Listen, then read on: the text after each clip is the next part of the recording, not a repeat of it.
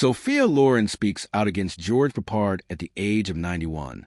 Sophia Loren's birth name is Sophia Vani Shikolone, and she was born in Rome, Italy, on September 20th, 1934, and brought up in the impoverished town of Podi, close to Naples. There was a lot of poverty and difficulty in her childhood. As a child, she lived through the mayhem of World War II, escaping air raids and fending off starvation. The remarkable resilience and beauty of young Sophia were on full display despite these setbacks. As a little girl, she looked out at the far horizon and fantasized about a future where her dreams could come true. One day away from the gloom of postwar Italy, the strength she exhibited in the face of adversity, molded by her early hardships, would prove to be the bedrock of her incredible rise to fame. At the modest age of 15, she attended a local beauty pageant, where her irresistible charisma won over the judges. The notice of Carlo Podi, a film producer, who would alter the course of her life in an irrevocable way. She was stunningly beautiful, but he could feel her warmth, intelligence, and charisma as well. Sophia went from being an introverted, malnourished child to a successful actress after working on small parts in films under Podi's tutelage. Girls into a captivating and self-assured performer. Their professional partnership quickly turned into a strong romantic commitment. They overcame numerous challenges, including societal and legal ones, to marry and stay committed to each other for over 50 years, until Podi passed away in 2007. Sophia Loren's ascent to stardom on a global scale was astonishing. In the 50s, she broke through with roles in critically acclaimed Italian films like Ada, 1953, and The Gold of Naples, 1954, where her unfiltered charisma and acting chops won over fans. Her expressive eyes and body language conveyed deep feelings, set her apart from a number of her peers in the same era. Loren was the epitome of beauty and substance. She gave her performances her all no matter what part she performed. With her move to Hollywood, a new era began. Starring alongside Hollywood's A-listers, she shot to fame around the world. Legendary figures such as Morello Mastroianni, Cary Grant, Frank Sinatra, and Clark Gable. Her outstanding performance in Vittorio Dica's 1961 film Two Women, L'accio Chiara, won her the Oscar for Best Actress.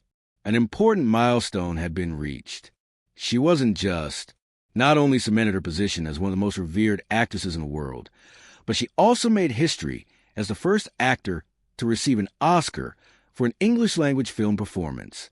An emotional intensity that went beyond language limitations was on display in her portrayal as Sisira, a mother fighting for survival of her daughter in the midst of battle. This show is still one of the most moving pictures ever made on mother love and human suffering. Loren maintained her hegemony in Hollywood throughout the 60s and 70s. Her performances in films like Yesterday, Today, and Marriage Italian Style were characterized by sensuality, wit, and grace. Coming up, Arabesque, The Millionaires, and Tomorrow. Working with Morello Mastroianni was a career-defining moment for her. Their on-screen relationship was classic because it combined romance, humor, and real devotion. Loren had an irresistible charm. Even in the midst of the glitz and glamour of fame, she exuded an air of power and dignity. Throughout her career, Loren has been an inspiration to musicians and fans of all ages.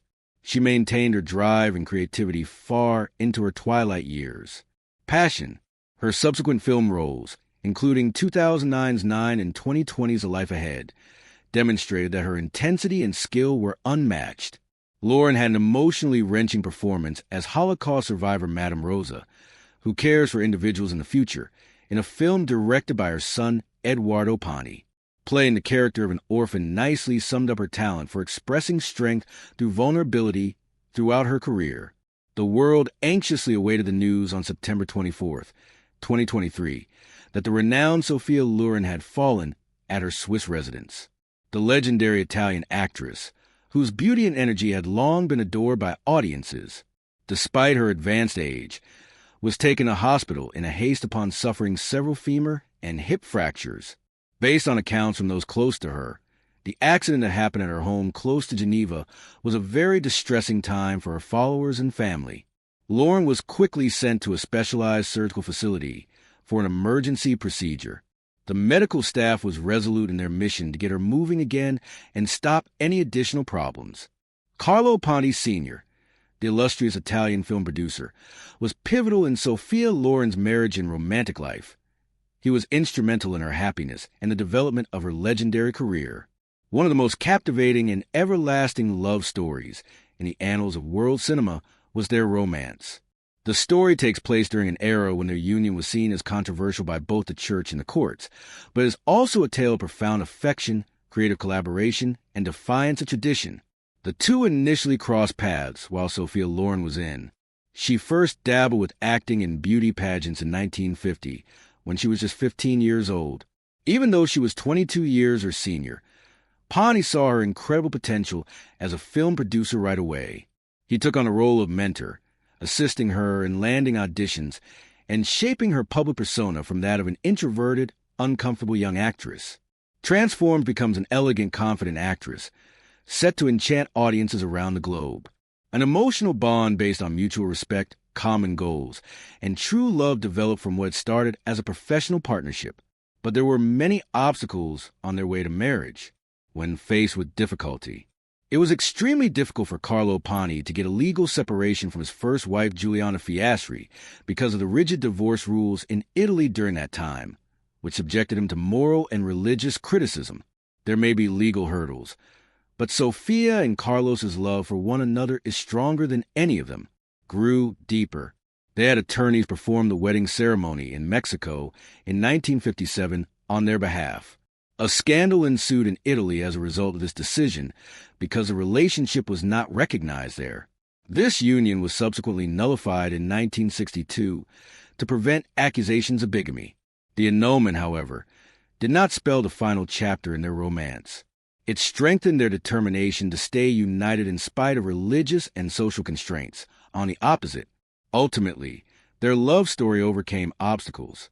After a long period of lawful and overcoming personal obstacles, Carlo Ponti gained French citizenship, enabling him to lawfully separate from his first wife and remarry Sophia Lauren in Paris. True marital and creative collaboration began with the second marriage, which they continued throughout their lives. Carlo was involved in production of numerous critically acclaimed films starring Sophia Loren, including the 1960 Oscar-winning Two Women and the 1964 Vittorio Dica, helmed marriage Italian style. Sophia and Carlo created an artistic empire that embodied Italian grace and beauty on a global scale. Their marriage, which lasted for over 4 decades, was marked by unwavering devotion, admiration, and a sense of shared purpose. While many Hollywood couples' romances crumbled under the weight of stardom, Carlo's bond and Sophia lasted the test of time. Carlo Jr.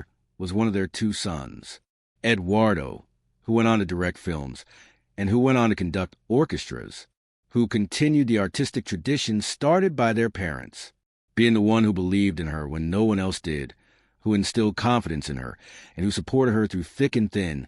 Sophia frequently referred to her husband as her great love, molding her into an actress of exceptional caliber and an elegant, strong lady.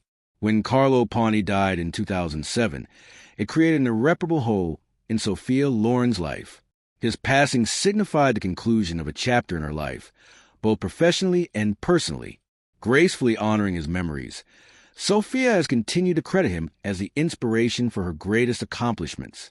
The memories of their journey together, the times they laughed, the goals they had, and the unassuming power of their friendship remain vivid in her mind even now, in her twilight years. Their love tale exemplifies the power of love to triumph over adversity. A love relationship based on mutual respect, profound insight, creative harmony, and steadfast dedication rather than merely chemistry. Sophia Loren is an iconic figure representing grace, intellect, and beauty in Hollywood's golden age. She is 91 years old and one of the few living legends from that era. Profoundness of feeling. She has worked alongside several of her generation's most iconic leading men during her lengthy and distinguished career. George Pepard, though, is a name she has kept under wraps. Now that she's getting on in years, she finally feels relaxed enough to share details of their time working together, bringing to light the respect and difficulties of collaborating with such a multifaceted and intriguing individual. George was a mystery to me, Lauren says quietly. There was an air of mystery surrounding him, despite his good looks and talent. Disturbed, with an innate need to assert its worth at all times. Peppard and Loren initially crossed paths in the early 1960s, when they were both immensely successful in their respective fields, as Loren recalled.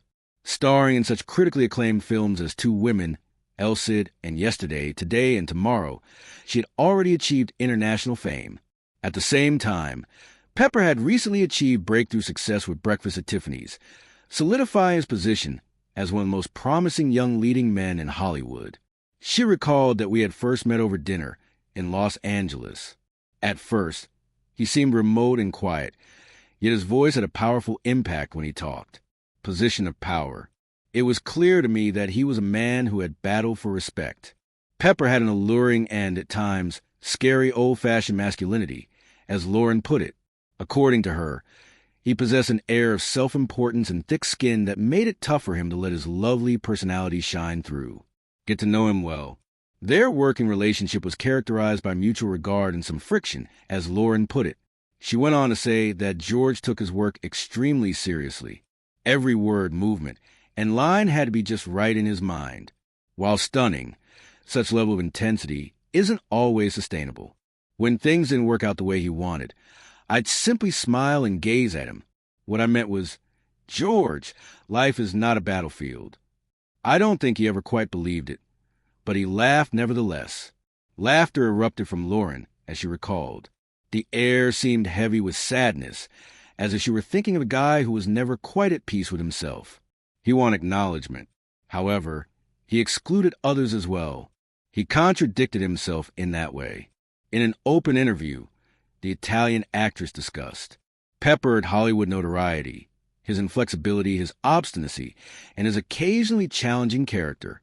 She stated he was consumed by a fiery passion that torched him from the inside out. She reflected on how Peppard's tensions with producers and colleagues ruined numerous chances for him that may have catapulted his career to new heights. Greater. When asked why he didn't always act like a Hollywood star, Loren said it was because he aspired to be admired for his artistic merit rather than his good looks alone. That was impressive, but George was never one to compromise, and he knew that bending a little bit was sometimes necessary in this line of work. Lauren chose an affectionate tone instead of a critical one. He had a gentle side that was sometimes overlooked. He could be rather delicate in between takes. She claimed his favorite topics of conversation were literature, politics, and universal human experience. He didn't. Merely superficial. His thoughts were perpetually inquisitive and in search of answers.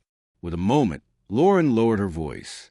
I can't help but wonder if he was a bit too smart for the situation he was in at times. Charm, not intelligence, is what gets you forward in Hollywood. George possessed both, although he consistently felt uneasy about illusion of everything. Lauren became clearly upset as she thought about Peppard's twilight years. Seeing how the industry rejected him was disheartening. According to her, he was entitled to better. Once upon a time, he had what it took to be a true legend, to the level of Brando and Newman. Yet destiny has different plans. The same restless energy that previously made Peppard so compelling on film seems to be the root of his battles with alcohol and personal troubles, according to Lauren. Everything had to be truthful, she explained. But the truth hurts, and he carried that hurt around with him. Lauren grinned nostalgically when asked what she would tell George Pepard now if he were alive. I would tell him that he was wonderful, she informed me, in order to avoid fighting. Arduous, that his skill alone would suffice. Quietly, she added after a considerable interval, despite his own doubts, he was a decent man. In her contemplations on George Pepard, Sophia Loren provides a unique window into shared experiences of two iconic figures who were both molded by the same harsh environment. Her compassionate and wise statements show that she understands Peppard's vulnerability and appreciates him as an artist. Our worlds were completely separate, she said in her last remarks. But he was always clear to me. Deep within the ego, a man's deepest desire, hidden beneath the surface of his fight, was for love.